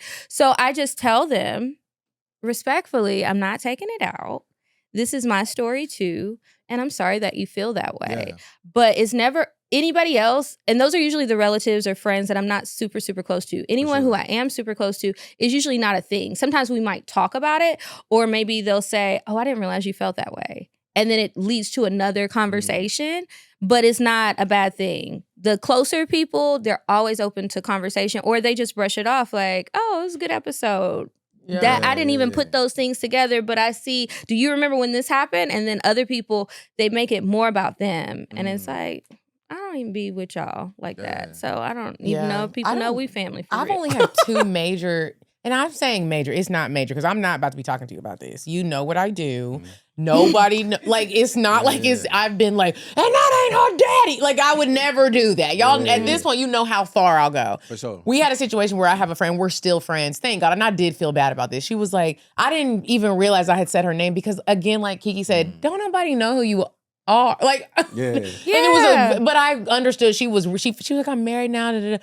I was like, let's take her name out. We took her name out. She was like, thank you so much for calling me, having the conversation with me and addressing. I will address some shit with you if you do feel away, but I don't ever go back and be like, how did you feel about that? Because and not that I don't care, but like, you, at this point, you know what I did? And then we had another situation where I had an old friend where she came back, she sent me all these messages and was like, I feel like you used our relationship for content. And I was like, wow. I did. Like, I don't know what to tell you. Like, I was like, I did, and you wanted to have the conversation. It was a Patreon episode. That's a hard truth. It is. Yeah. And I was just Hard like, because truth. it gets down to the point where it's like everybody loves to, like, you want to be cool and be around and go to the things. And then it's like, y'all know what we do. I have a podcast. We make content. I would never disrespect nobody and be putting you know that. And now you want to make this an issue. I have supported everything you do. Supporting me. And so the situation was like, I asked her to do a Patreon episode about our friendship fallout. She agreed to it. Now, if you go back and think about it and you're like, I wish I wouldn't have done that, I had to learn to be like, that has nothing to do with me. Got you. You should have said no. This is my job. Like, I'm never going to blatantly disrespect somebody. And if you really pull me aside and you're like, this really hurt, depending on what the story was, if I have a voice in that story, I don't know what to tell you. Don't listen. But if I did something wrong, I'll own it and be like, dang, he bleeped the name out. Yeah, and a lot of times too, especially when it's like very much a situation where something happened with me and somebody else or me and some other people, and I am going to share more details. Doesn't happen a whole lot, but when it does, I try to make sure it's something I've already talked to them about. I don't like to do it if we still not really seeing eye to eye. It's either the friendship or situationship done broke up, and I know we're not going back, or we've talked about it, we're good, so now it's free game. Yeah. I just leave and it then at have that. you ever had somebody reach out and be like, that story you told me? It's like, oh, that wasn't about you. Yeah. It's crazy. That happened a couple weeks ago. And I was like, this ain't about you. Yeah. That date was not you. That was somebody Crazy. else. Oh my God, my chest will hurt. You, Playboy. Oh, BMAC, you have been a wonderful guest. You have. Thank you so much. Thank you for being such a great human. Yeah. Nah, I appreciate that for real. That mean a lot coming from y'all, for real. I've been seeing what y'all been doing. Y'all are killing it. I love to just see Black creators, like, the consistency in what y'all keep doing. It's Thank like, you. Anybody that like want to do podcast, this shit not easy. Yeah. Like, it's a lot that goes into this. There's a lot that go into the production. Everybody's here behind the scenes doing things. Everybody plays a major role. Yeah. So what you guys been able to build in the consistency over the years, it's inspiring. I told you this when we had that Zoom time. It's inspiring to see. It helps. I feel like iron sharpens iron, and it helps. Like, now I feel re-energized. Like, today I was a little tired. Our episode came out today. I'm like, man, this shit was a grind trying to get it. You trying to hit the live date. We know I'm the like, feeling. I was up like 1 o'clock in the morning. I'm like, yo, I'm kind of tired. Now I feel like re-energized, like seeing y'all being here, seeing this production, how well y'all do things here. It's like, now I'm tomorrow when I hit my boss, I'm like, nah, we got to get back to it. Thank you. You know what I'm saying? Like, I'm seeing everything. I love how y'all are running this stuff. You know what I'm saying? Thank Especially you. for Black Thank women, you. running it, like, it's amazing to see. Y'all are like killing this right now. And I appreciate that because I always want to say Kiki and I have been doing it on our own for a really long time. Kiki edits. I come up with a lot of the content, talk to the guests. And we've been doing it on our own. And for the longest, we've always looked at people and be like, dang, everybody's gonna sign. But when people say stuff like that, it's like, I appreciate it. But also put in a word for BET. Come on out.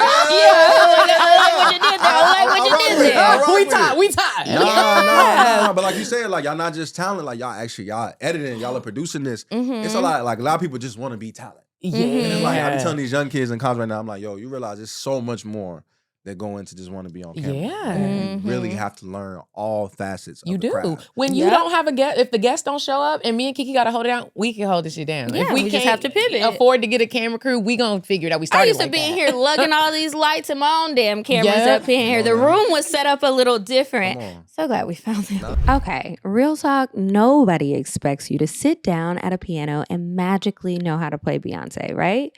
So why do we expect people to just know how to be amazing in bed? Sex is a skill, and apparently we were all out here freelancing. I've been checking out Beducated, and listen, it is basically the sex education we should have gotten, but absolutely did not.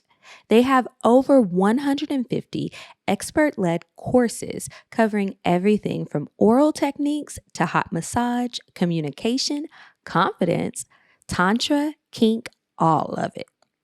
And I'm not gonna lie, every time I log in, I learn something that makes me go, oh, so that's what we've been missing. Like game changer tips, fun new ideas for date night, and actual science-backed info that makes intimacy way less awkward and way more fun. You can learn solo, learn with a partner, go at your own pace, and the content is inclusive for everyone. Whether you're single, dating, married, curious, bored, adventurous, whatever phase you're in, Beducated has an awesome quiz that will recommend a personalized roadmap to sexual happiness just for you. Right now, click the link in the show notes and go to beducated.com to kick off your personal pleasure journey. And now we'll get back to the show. Okay, so we're going to move on to advice real quick before we get out of here. And then we are not letting Mr. McIntosh get out of here without sharing his cocktail. So we will be right back with advice. And remember to send yours in advice@cocktailspod.com. Why they do fucked up stuff, I don't know, child. You need to go on dates in that luteal phase. Especially when they claim to love you. They be lying. If you want to get some advice from us, make sure you email us advice@cocktailspod.com. Okay, the advice letter is titled, Should I Let Him Go?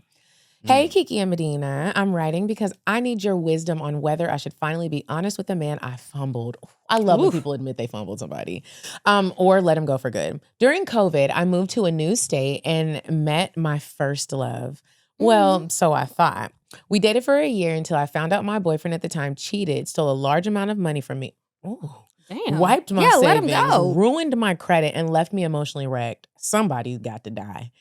I didn't tell anyone how bad it really was. I just survived quietly and kept working multiple jobs and picked up the pieces. Not long after, a coworker turned friend, we'll call him KJ, moved in with me. He was kind, patient, emotionally safe, and even helped me financially with rent, food, and with day-to-day life while I worked multiple jobs trying to get back on my feet. I was overwhelmed. I cried a lot, and I was healing in silence, but we never fought. I never told him what happened. He just knew my ex cheated. He took me on dates and eventually asked me out, but I turned him down because I knew I was too broken to be a good partner, and I didn't want to use him as a soft place to land. I did catch feelings for him, though, and that scared me. I lost my virginity late at 25 to my ex, and I was terrified of trusting again. When my lease ended, KJ wanted to try a new state and move to California, and I moved back home to heal and save money. Long distance wasn't realistic. My credit was shot, and I was still rebuilding my life. I was so burnt out, working so much, and was exhausted from life. We continued to talk off and on, and eventually my feelings became too much. So I blocked him completely for about a year to protect myself. All I did during that time was think about him. I dated other people throughout the years, and so did he, but nothing stuck. Last fall, 2025, we reconnected after both getting out of relationships where we were cheated on. We talked on the phone and texted, but I know I hurt him by cutting him off the way I did. We still talk now about once a week, and we're actually taking an international trip together. This is moving real fast. Okay. This is April for my 31st birthday. It'll be the first time we've seen each other in person since 2023 when I was in a wedding in California, and he offered to let me stay a while I was there. He offered to let me stay with him while I was there. The time that we had was great, and I didn't want to leave. Here's my question. Finally. Do I finally tell him how I feel and risk reopening a bridge I may have burned? Or do I let him go because the timing and distance never aligned? I don't think I can be just his friend forever, but I also don't know if I'm romanticizing what could have been. For what it's worth, if he ever asked, I would move to his city. I've lived there before and have connections. I just don't know how to address my feelings without putting pressure on him or reopening old wounds. Please help. A healed but still wondering listener. Girl, that was a lot. That was a lot. I'm gonna let the man give you advice that is here. He like, oh, hell. Yeah, she been through a lot. And just so I'm clear, the guy that lives in LA, she's thinking about moving. That's not the same guy that did all these things, right? No, it's two This different the guys. guy that kind of helped her out. For sure. First of all, you are a strong black woman. Strong black woman to like going through all that. You still standing, you still here. And you still getting men. Men, you know what I mean? Like let's be clear. Like you went through all that and you still like they checking for you. So respect to like how you carry yourself, how you went through that. You know what I'm saying? Because you still a hot commodity, even going through all of that stuff. You know what I'm saying? Yeah. So you still her. You still her. Man, I would say I'm a big advocate for like you can't be with somebody if you're not your best self. Ooh. So if she's still feeling the wounds from this last situation, I would say, moving to California, you're moving across the country.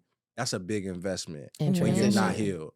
And if you're not healed, these same wounds and things like that you haven't truly like properly healed, they're gonna open back up with this new person. And now you're gonna be caught in the same situation again. Because now you're out there in LA. If you can't take care of yourself and you're like depending on him to kind of help you still 50-50, whatever they may be, the moment things go south, now you're back in another situation again where it's like you're trying to figure out life. Yeah. It's hard to be with somebody when you're trying to figure out life. Like I've thought about times where like I didn't have my things together and I was trying to be with somebody, or I just had a lot going on, a lot of drama, a lot going on, and I'm trying to be with somebody. It never works out. And you mad at them and treating them bad. Well, really, it's because you broke. Yeah, or not even bro. Let's just say like dudes, we got a lot of drama sometimes. You know what I mean? So stress, trying to figure out your life. You trying to juggle multiple things or multiple women, whatever it may be. It's like, bro, then you really can't be the best partner you need to be for this woman. You probably need to just let her go. Yeah, you know what I'm saying? Because you're not gonna really be what you need to be for her, and it's gonna cause a strain on the relationship. So I would say if she doesn't fully feel like healed and in a place where she feel like she can just fully be comfortable and like relieve the worry and just like go to LA and it's like, I know this is gonna work. Yeah. She truly doesn't feel that way.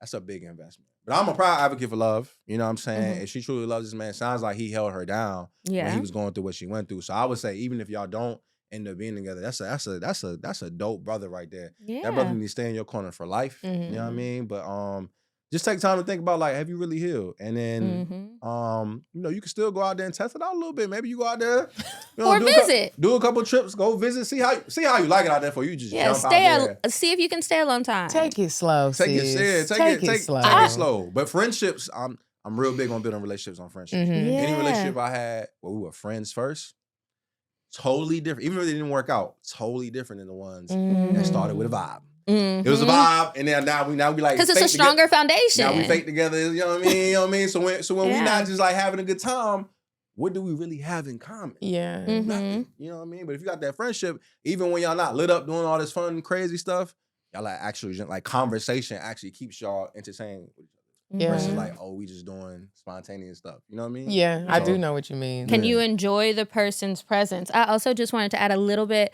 I'm not sure if he was going through something, this man that's in California now.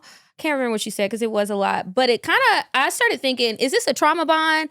Are you, even if he didn't go through something, was he like a good friend for you? He came in, he helped you out. He held you down during this time after the ex-boyfriend did whatever he did. But have you found that you were sharing a lot of the things that you went through and in relationships and just in life and all of these different situations, and you've been sharing them with him and he's been there for you. He hasn't turned away from you.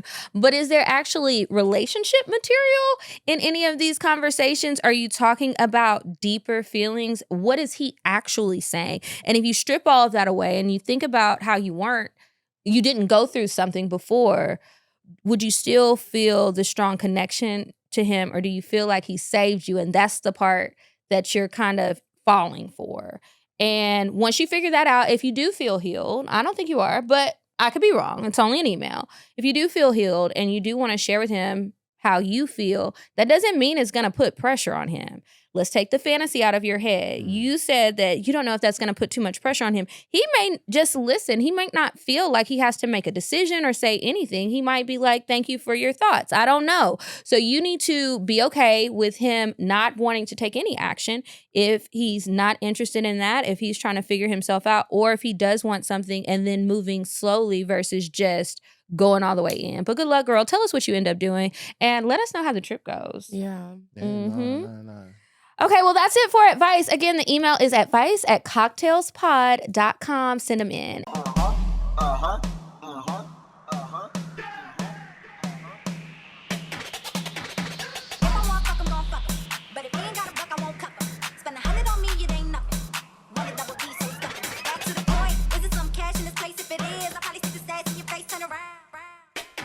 Once upon a time, not long ago, I was a hoe. And now it's time for the cocktails. So we won't be sharing one, but we would love to hear one from Brian. So what you got for us? First of all, you said that voice note, I was crying. Like you were breaking down with the cocktail. You was breaking down the examples. I think, man, I'm gonna share I'm gonna share a romantic / comedy one. Yay, a rom-com. Okay. You know what I mean? A little rom-com vibes, you know what I mean? Yeah, a little brown sugar vibes, you know what I'm saying? So for me, it was this person where, you know, we like flirted for like 5 years. Like that's how long we like flirted. Oh, wow. You know, she had her own situation going on. I had my own situation going on. There was a mutual respect for each other. But we had never linked up in any of that. Like, we have like, you know, random little flirting messages in DMs or in passing where we see each other at like parties and events. But nothing had really came from it. You know what I'm saying? But we really were just friends. Friends that kind of flirted. You know what I mean? Those are the best. It's fun sometimes. Nobody really knows. Nobody really know, you know what I mean? We kind of go together, but nobody knows. Yeah, you y'all know? don't take it too far. Yeah. I'm randomly FaceTiming you like, yo, I miss you. Like, yo, what we doing? What we doing? So it was really just like that cat and mouse for like 5 years. And then one day I seen her on the gram and I'm like, yo, I'm just about to, you know, sometimes y'all post that story and it's, you know what you're doing. So I'm like, man, hold on, man. We've been doing this thing too long. I'm finally like 100% single. I ain't got nothing going on, no drama. Hey, nah, this the perfect time. So I'm like, yo, just give me 24 hours. That's what I be on. I was like, just give me 24 hours. And then she was like, LOL, boy, you crazy or something like that. And I'm like, no, I'm serious. So I followed up the next morning and text. So I want you to know I was sober when I mean this. You know what I'm saying? So the next morning when I'm sober up, I'm like, yo, following up on the 24 hours. And she like, all right, if you serious, plan it. You know what I'm saying? Literally, I followed back like 48 hours later. I was like, all right, bet. This is the date. Let me know if this date works for you. And I'll copy a flight. And plan. All I need. When niggas start really planning like that Instagram photo. Wait a minute. That is when you call your homegirls, girl, I done met this man. Well, I knew him already, but oh my God, what am I going to do? Can you help me pack? You feel me? Hey, look. You know what I'm saying? I said that follow up like it was an email, like following up, like bet. I was like, yo, this is the date. Let me know if this day work for you. I got something planned. All I need is 24 hours. That's it. And you can go back home because she's in New York. I was down there. So I'm like, yo, 24 hours, that's all I need. Boom. And she like, all right, bet. She's like, yeah, the date works. Cop the flight.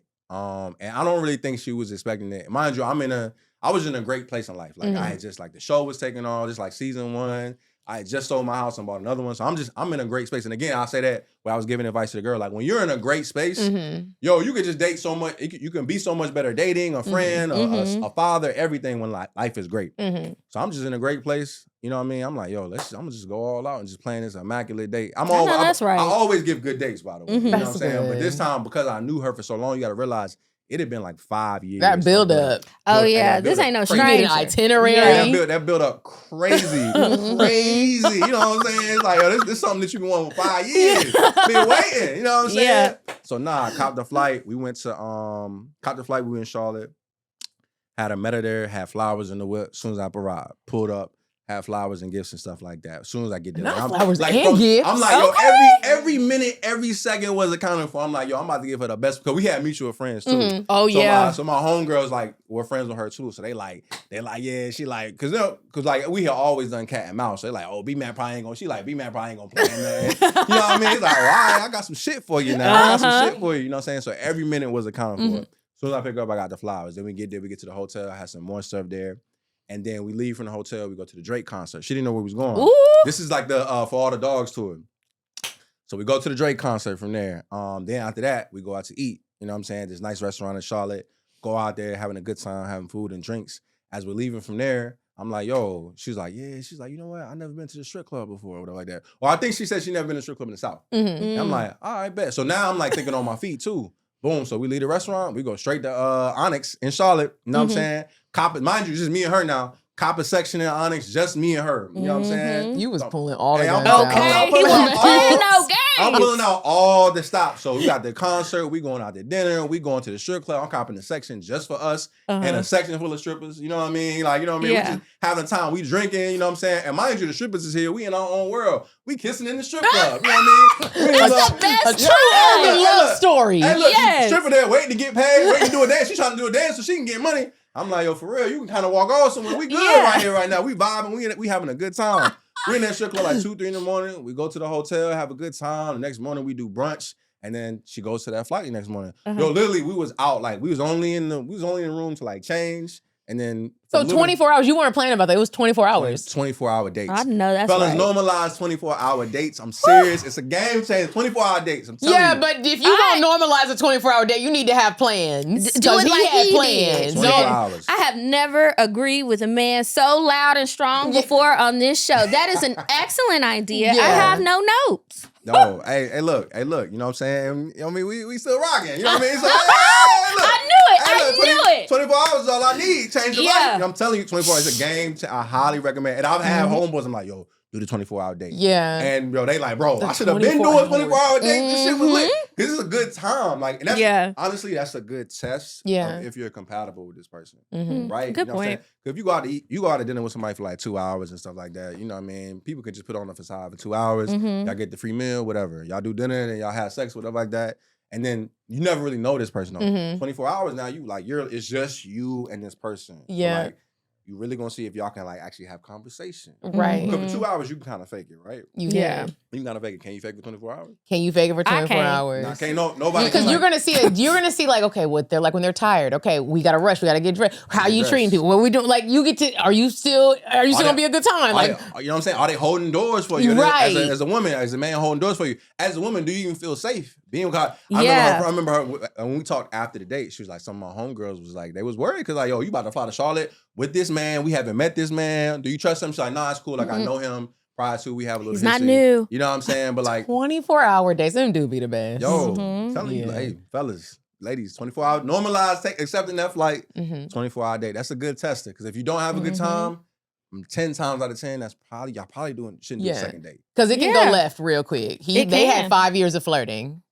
5 years, you know what I mean? But then you're not going on 2-3 dates, building a wedding in your head and thinking that things are gonna go well, and now it's 2 months later and you realize it's not a match. You gonna know tomorrow. Yeah. Exactly. You know what I'm saying? So I recommend that too. Like the people that you were friends with first and you've known for a while and then you start dating. I've always, even in the relationships that haven't worked, it was always, it's still a mutual breakup and it's still all love. Like those weren't bad relationships, you know what I'm saying? Because we knew each other. Yeah. Like, it was a mutual respect for the person outside of just the relationship. I think that shit is a major key because when you're building some shit off lust, that ain't nothing but sand. You trying to build a house on sand, that shit is gonna sink quick, fast, and in a hurry. I'm telling y'all, as somebody that did that shit, I've done it both ways. I'm trying to build a unit on sand. I've tried to do it on, foundation, and it's totally different experiences. Even if it doesn't work out, it's all love. But when you see the nasty breakups and things like that, those relationships are usually like built off lust. Yeah. There's no respect at the foundation, no love at the foundation. There's no respect. There wasn't no respect. Well, we got respect for you. Come on now. Thank you so much for you. coming on this show and doing what you did. Yes. Let everybody know where they can find you, where they can watch the show. Let them know now. Nah, for sure. So you can follow me on Instagram _IM BMAC, and then you can watch For the Fellas, BET's #1 digital show on BET Plus and BET's YouTube channel. We just had a new episode came out. Make sure you watch the episode.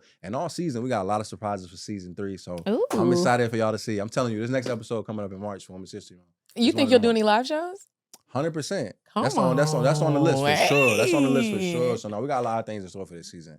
So I'm excited to bring it to life. I'm excited to see y'all bring stuff to life too. Yes. Yeah. Salute to everything you guys doing. Thank I can't you wait so to do more much. things with you guys, even outside of this. Yes. Like we locked in now. We Like, locked in. Atlanta, We in that Atlanta, thing. we gotta tap in for real. We do. Y'all, thank you so much for watching, for supporting. Make sure y'all check out our boy, our king. I said boy. This is a girl. There we go. Our king. It's a king I right love here. it. Watch For the Fellas. I watched it and it was amazing. I want to remind everybody really quick. I had so many announcements, but I'm going to give you the most important one. You guys know I'm on the board for Meals on Wheels Atlanta. It is feeding our seniors in Atlanta. They hungry, y'all, and there are 800 seniors currently on the list to get fed. So if you can make a donation, I would love it. If you want to put a group together to volunteer, we need the help. We're going to put the link in the description and I would just really appreciate it. Is it monetary donations or like items, food, non-perishables? There's several different options. Okay. So if you want to do something specific, send me a DM or send me an email. DM will be, I won't look at that as not professional and I can help you put something together so that you can help assist with getting our seniors in Atlanta food.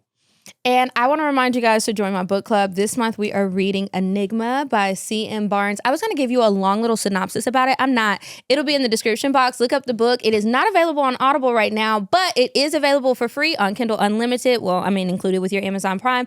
You can get a physical copy and the audiobook comes out in March, but we are discussing it next week on the 25th at 7:30 or 8. You'll have to check the link. But I want you guys to join. And next month, I don't know what we're reading yet, but I'll tell you as soon as we do. And on that note, that's it for us this week, you guys. Make sure you are following us on Instagram. We're at CockTales Podcast. I'm at Kiki Said So. I'm at Coffee Bean Dean. And until next week, you guys, goodbye. Goodbye. Bye. Bye. Bye. Bye. Bye. Bye. Bye. Bye.